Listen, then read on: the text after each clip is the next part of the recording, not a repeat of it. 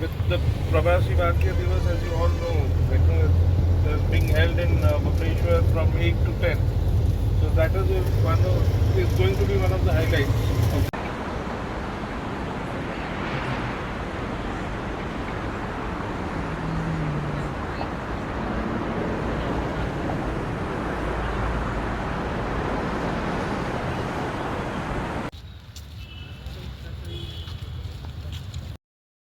Fighting against each other, terrorism took shape in Bhubaneswar. When there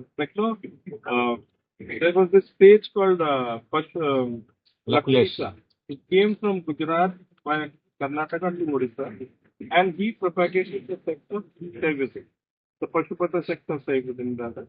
And what they used to do is all these praises and what they used to catch hold of the king. They once influence the king, and then your job is done. So then that's how the Shaiva cult or the Shiva cult in Odisha started at that time. And another example is Lingaraj temple. The deity is called Harihara.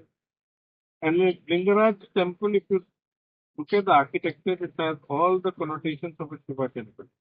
But during the construction of Lingaraj, Saint Ramanujan came to Odisha, and he was able to convince King Uttam Deva at that time. So, sorry, Jajati Keshri. Jajati Keshri at that time to convert to Vaishnavism. So, but the king had already commissioned this temple. Now what to do? So then there was a mix and match that they did. And that is how Vaishnavism started and gain momentum. Was built you can name a notion the Harit man and the shivling, the height of the shivling, demanded that the temple be shaped as such. And that is why it is the only temple with the Garbha in the Pida Devlakshmi.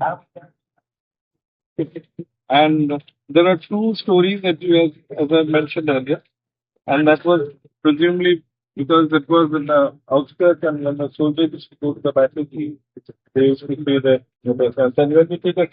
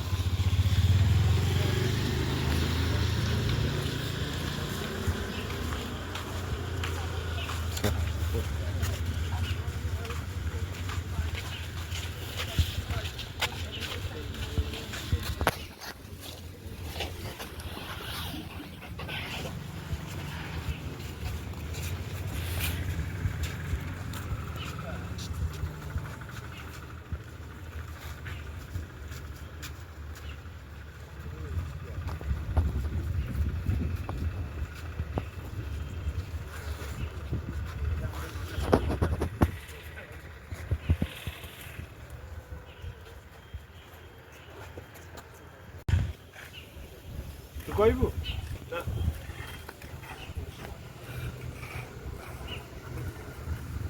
So this is the Brahmeshwar temple. The board which says that 11th This was built by Kolavati Devi, the queen mother of Suranga Deva. one of the most powerful things. Find a lot of temples have been built by the princesses or the queens. So that also denotes that, like, no, there was, as in the hierarchical structure, they had also an equal role to play in everyday life, like, no, and one. This is one temple, the Josati Yogini by Hira Devi. Then you have this Anant Vasudev by Chandrika Devi.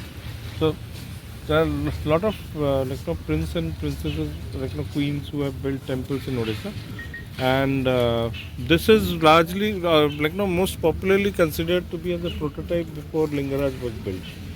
Now it was a practice in Kalingan architecture to build like, no, temples in a gradual style. Lingaraj is the tallest temple in Bhubaneswar, so they didn't try it at once. They went through different stages and increased the height steps with each temple that they built. And this is largely considered, like, no, with the form and structure, one of the prototypes before they built the actual Lingaraj temple. Now this is again dedicated to Shiva, like, no, as Shaivism was the most popular cult at that time in Odisha. And one of the things with here is, when we go inside, you will see that iron strips were used to bind the stones together for the first time in Kalingan architecture. And also this is the temple wherein started the concept of Devdasi. They were started as, like, no, the consorts of the deity, but later on, like, no, we all know the history and how it got muddied and it became a murky scene altogether. But this is the concept of Devdasi in Odisha started with this temple, and also the use of iron strips in Kalingan architecture came with this temple.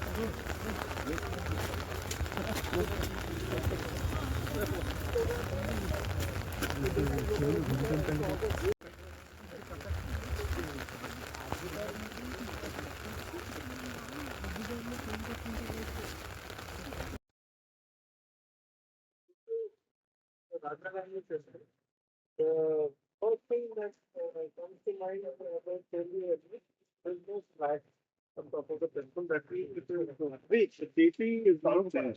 Now there's a big mystery which is associated with the deity. Some say the deity was never placed. Some say the deity was placed, but it was never. But what happened to it, nobody knows. And then there was a debate as to why इसको Shiva temple बोले कि वैष्णव temple बोले कि क्या बोले मतलब because there is no deity, how do you determine? But one thing is that from we go around quickly because it's raining very hard. So कुछ एक छोटे छोटे चीज हैं जो कि डिनोट करते हैं कि ये शिवा टेम्पल है. So that is why, and the Lord, the deciding deity has been named as Indreshwar. And Somavanti dynasty, which came from central India, like, built this temple. So that is why its structure is thoda alag hai. You see the honeycomb structure where the spires are all congregating, which we saw in Brahmeshwar as well. But here it is more elaborate and more structured. So what that is the main spire, and chota spire protruding. Those are actually the supporting structure for the main spire. Okay, so they built up the support, and that was like perfected with this temple. And this temple is called Raja Rani because there was sandstone type of sandstone that was used was called Raja Raniya. That is the reason it is called Raja Rani Temple. And one thing which says why it is denoted as a Shiva temple, one very prominent example is what you will find when you go near the door. Below the Navagraha, you will see a stage, statue of a stage. Now that stage is called Akulita. The stage came from Gujarat via Karnataka and propagated the Shaiva cult in Bhubaneswar and the Kalinga.